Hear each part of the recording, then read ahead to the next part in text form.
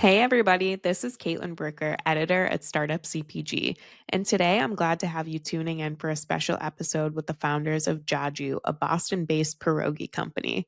Today I'm joined by the co-founders Vanessa and Casey White, who are about to make their appearance on Shark Tank on May 2nd. We're diving into their Shark Tank journey as they get ready for the national spotlight. You'll hear what it's like facing the sharks in 2025, how the show has evolved since 2009, and advice for other brands who dream of being on Shark Tank. I hope you enjoy this special episode as much as I enjoyed getting the inside scoop on Jaju's Shark Tank adventure. Enjoy. Hey, everybody. Thanks for tuning in. This is Caitlin, and today I'm here with Vanessa and Casey White, co founders of Jaju. Vanessa, Casey, welcome. Thank you. Nice to Thanks be for here. having us. Yeah. So happy to have you here.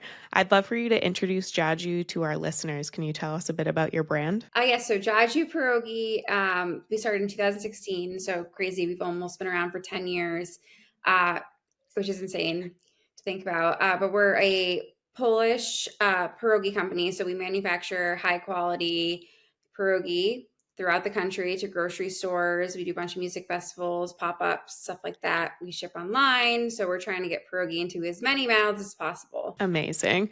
I myself am a big pierogi fan. I was telling Vanessa earlier when we met up at Wardsbury Farm that I grew up in South Boston, really close to Cafe Polonia. So very, very big fan of pierogi. And I had some of Jaju for lunch and amazing. Really nice to have it in my freezer and obviously in my mouth too. So, the reason why I'm talking to you today is word on the street is you are appearing on Shark Tank on May 2nd. So, I'd love to dive into that with the two of you.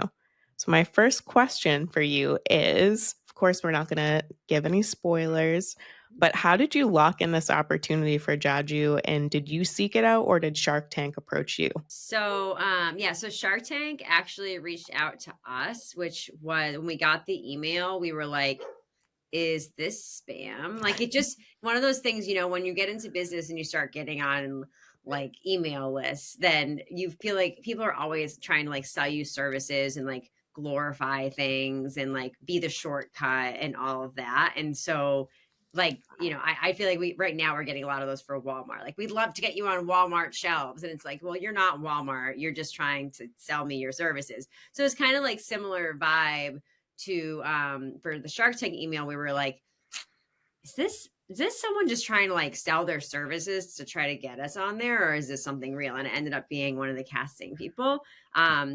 So that we got to skip, luckily, like the waiting in line and the kind of American Idol-esque audition.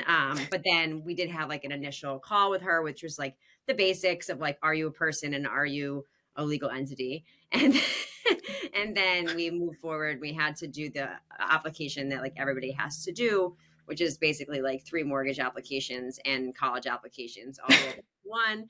And then you have to kind of make a video to make sure that like kind of reiterate what you said in your application, but as a person, so that they can be like, all right, this person has like a personality, or these people have personality and would be good for TV or not.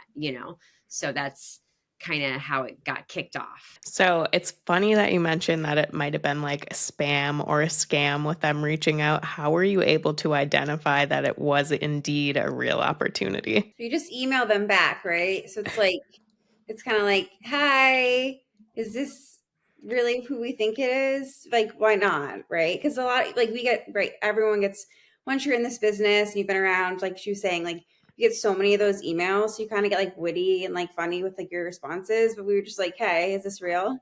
And Right. then it is real. Her And then email you address also ask other people too, right? Like people have their own experience of like, yeah, I felt the same way. Like I was listening to a podcast with I think it was the Bombas founders, and they said the same exact thing when they first heard from. They were like, "This isn't real," and they like deleted it, and then they emailed them like again, like 5 days later, being like, "Hi."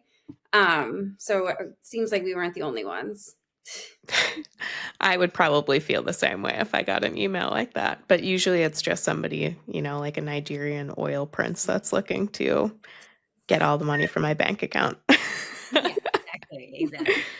So you said it was a few applications that you had to fill out, a lot of paperwork. So, how long did it take from getting the opportunity on your radar to recording to the air date? How long would you say that all took? Oh, it's been more than a year. Wow. Yeah.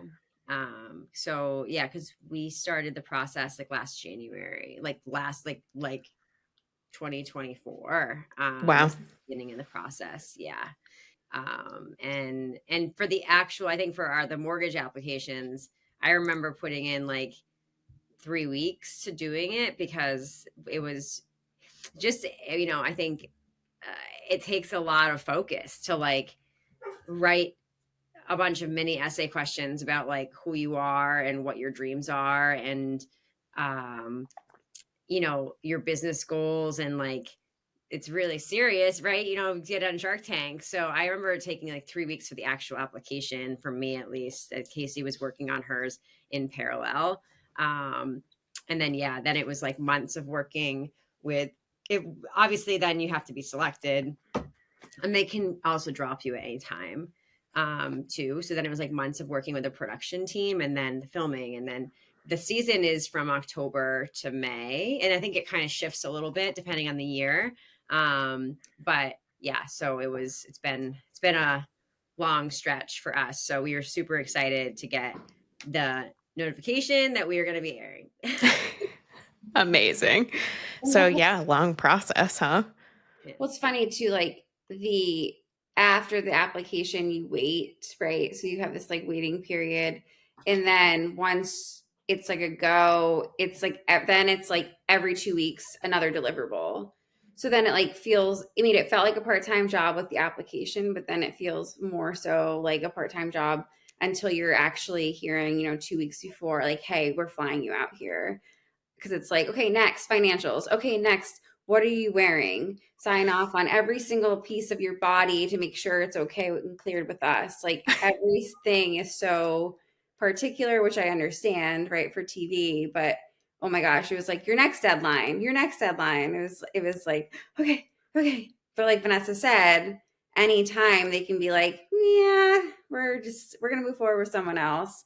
So there's like this Interesting. weird balance. I felt like where you're applying and it's like, right, you're applying for like a job or this audition, and so you feel like you need to answer like a certain way for certain things, but also you want to be yourself, like that's what's Right. going to sell, that's what's entertaining. So there's like this balance between knowing what you should write and like also being funny and different. So So that's a big piece of what I wanted to ask you next was what was the prep like leading up to actually filming with them? Was there anything outside of written applications? And obviously, I'm assuming you met in person or via video to prep with them or like do an interview, but what else went into that?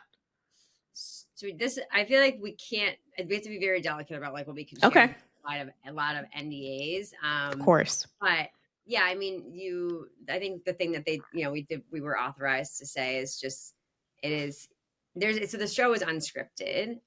So a lot of the preparation, I feel like what I can say is, Casey can probably agree, is you're like, yes, there's like the legal stuff about like what earrings are you wearing down to your shoes and all of that stuff like that. And obviously like you're preparing your display and stuff like, that doesn't just show up there either. But in terms of like the preparation for getting in front of the sharks, I mean, it is very real and it's unscripted. So you're thinking about like all the possible things they could ask you.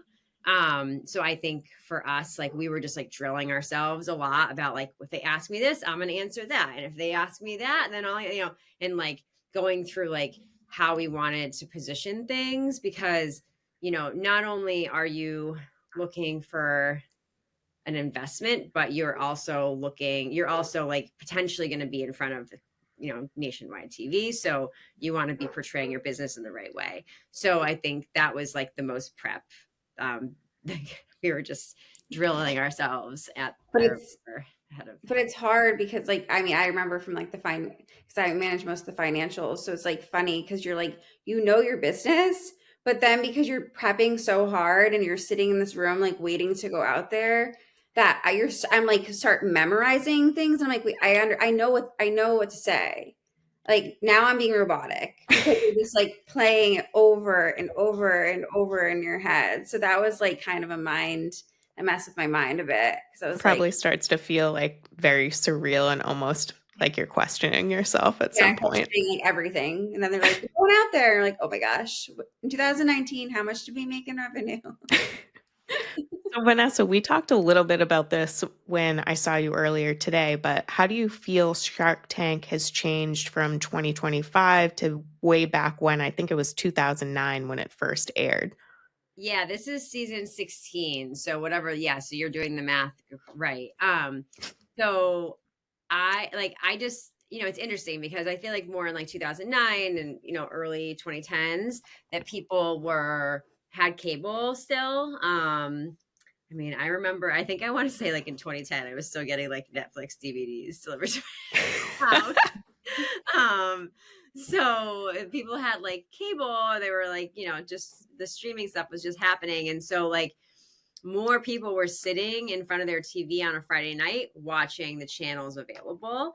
And whereas like now, it's people can stream things and watch things whenever they want, and not as many people have cable or have ABC to like plug into on a Friday night. So, I'm just, you hear some of these stories from these Shark Tank businesses, like something similar to us might be like Pizza Cupcake. Pizza Cupcake went on there, and there's like this, Casey would quote how many online sales they did and all this stuff like that. And it's like, I'm really, personally really interested to see like what it looks like now, because that audience is a little more diffused in terms of, who's watching on a Friday night, who's watching on Hulu on Saturday, or who's watching on Hulu in 2 weeks, like kind of it being a little bit more spread out.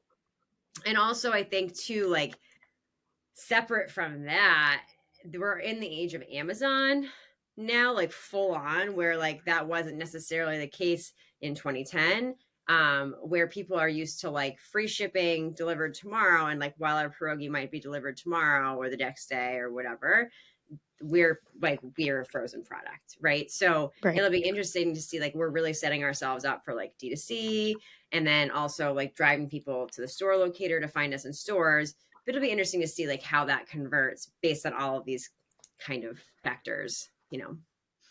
That's a good segue into my next question. I mean, obviously, I would assume that if you're going on Shark Tank, you are looking to land a deal. So, how do you prepare your business in the event that you do strike a deal when you're on the show? What have you done in preparation prior to even the air date to set yourself up for success?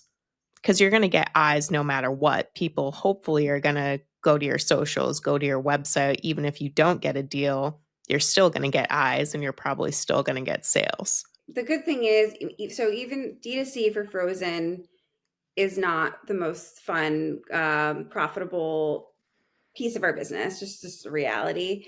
But obviously, leading up to Shark Tank, going on there, potentially getting a deal, airing, like you want to set that up because you, like everyone says, right? You air on Shark Tank, whether you get a deal or no deal, you want a deal.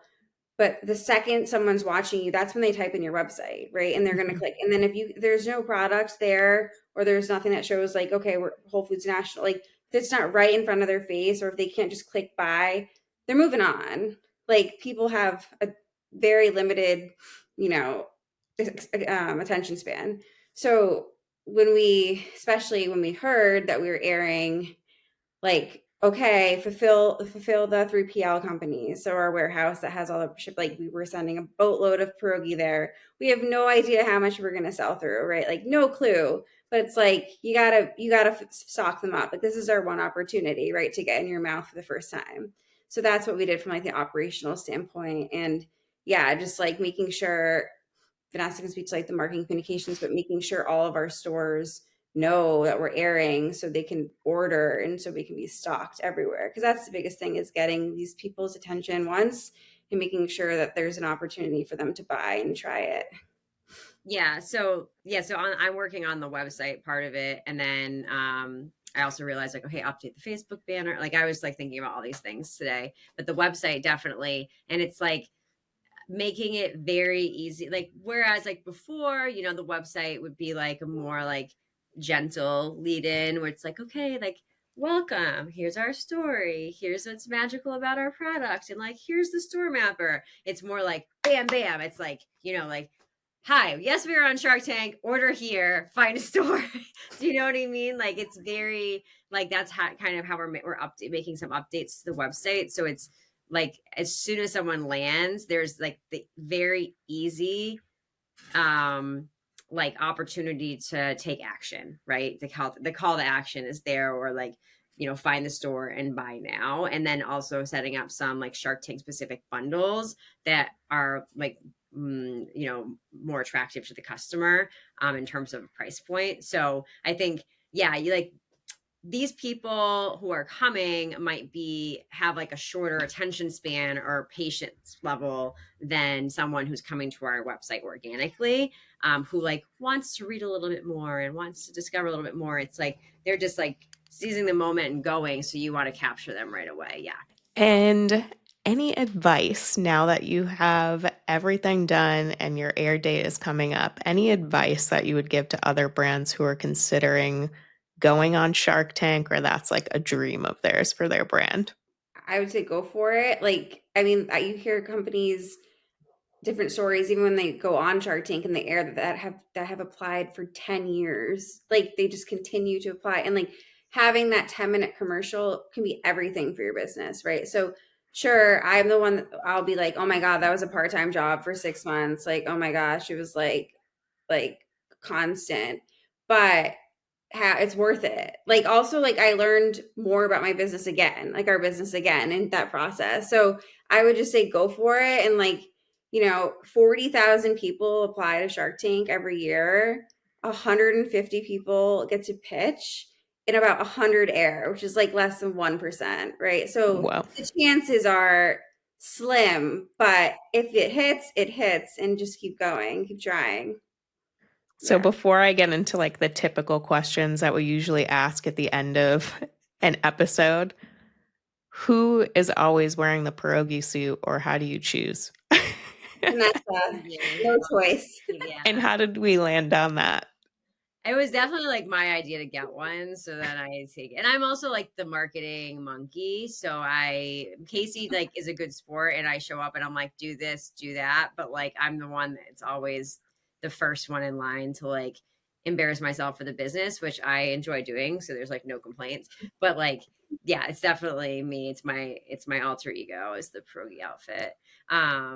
I wanted to just say like my piece of advice, and I will like Oh yeah. continue to preach this in case he probably knows what I'm going to say, is like, if you get through the whole thing, like the one thing that I wish people said to me, or like explained to me, was the adrenaline crash afterwards. Like it was, we had these like Casey had this like fantasy of going to like the beach and having a dinner on the water and like drinks and Alcohol. like That did happen. that, and like definitely did not fit into the day, number one. But number two, like we went to the like hotel bar basically, and like I had a glass of wine and like a salad, and I was like, I don't even know if I finished my glass of wine, and I was like, I gotta go. And like I went up to the hotel room, and I think I watched, because my guilty pleasure going to a hotel as someone who doesn't have cable is to watch episodes of Shark Tank, because often they're like running. I don't know if you've ever found that. Like you're in a hotel room and you turn on the TV, it's like Shark Tank. Like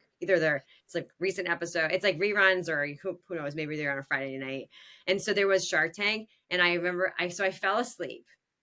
Casey came out afterwards. I was asleep with the remote control in my hand with like Shark Tank playing on the screen. And then my sister, like she took the remote control out of my hand to turn off the TV, and I remained in that same position, like sleeping with the remote control, like, and I think Casey can probably agree. It took me like 4 days to like recover, like physically and emotionally from the process. And like I had a perfectly fine experience, right? But it was just like they really do tell you like you're in like a fight or flight mode a little bit, like not in a negative way, but you're just like so, there's so much adrenaline like coursing through your veins, you black out. Like you black out afterwards. You're like, we were like, did we do that thing we said we were going to do? and we didn't, we've realized, but it took like 4 days for me to like remember. And I still, like, we talk about, like, we don't know what parts they're going to show. And like, there could be things where I'm like, wow, I said that, like, haha, like, I don't remember, So I think that's my one like reflection or piece of advice for anybody who might be like, interested or even pursuing it or going on it, is like, don't underestimate like that adrenaline rush, like crazy, crazy, crazy. The only thing that I could draw a parallel to is like preparing for my wedding day, like blackout when you get to the altar. I didn't have an altar, but like walking down the aisle, all the eyes on you, and then the day's over. And then you're like, oh, I just spent a year preparing for this and now it's gone. Yeah, yeah, yeah, yeah. So But I will say too, like walking out there, I mean, the adrenaline is real, but I was pleasantly surprised by like it was very much a conversation. Like once you're out there, once you get through the whole unscripted, yeah. like It's very like, pitch, that part is kind of cringe because you're just so like, I have to say this, I have to move this way and this way. And so, but like once that's over, it really is just like a back and forth. So that's when I like I personally just like cooled down. But yeah, once you walk out and then like the sun like hits your eyes and like your face, you're just like, whoa. Wow. Sounds Yeah. like quite the experience. I don't know, was it like, Yeah. Once in a lifetime. And I will say, like, I don't know how you feel, Vanessa, but like during it, so I definitely agree with her. I blacked out after the fact. Like I was on the flight and I couldn't remember things that I said or didn't say. But like during it, I was very present because I was like, when you run a business, like you continue to just like go through the motions, like next, fire drill, like all like, it's chaos. You're just go, go, go. And I remember telling myself, like, be so present. Like you're pitching these people. Like this is really cool. Like know that you're here. And I remember feeling that when I was there. So it's like, okay, cool. Like I'm at least not like, okay, get this over with. Trying to enjoy it as much as Yeah. you can. Yeah. Well, it Exactly. sounds like a really cool experience. We're coming up on time, so I always like to ask guests, how did you find Startup CPG? you know what? I think honestly, the thing that brought me in was the like the you have all those databases that you guys put together, and like this was a couple of years ago. Oh my god, I don't even know how long ago it was. You guys were just getting started, I think, but it was like distributor databases, like things like that, and all these resources. And that was what brought me to like sign up for the Slack and sign up for Startup CPG and get involved. And then it kind of grown the relationship from there. But it was definitely like the resources that you guys had that like I could spend months accumulating that information. So that was it for me. Yeah, I had an email like forwarded to me on like like a freight services topic or whatever, and I was like interesting, and then I joined the call and I was like, oh, this is super helpful, and then I was like, okay, I'll join the Slack, and then I just every time I have a question or like I wonder what if anyone's ever talked about this, I just search the Slack and then like everything comes up on that topic. And so I'm like, wow, this is really helpful. And then of course, like start going to the shows and like seeing Dan and like Startup CPG section and like, oh, okay, then this is a bigger community.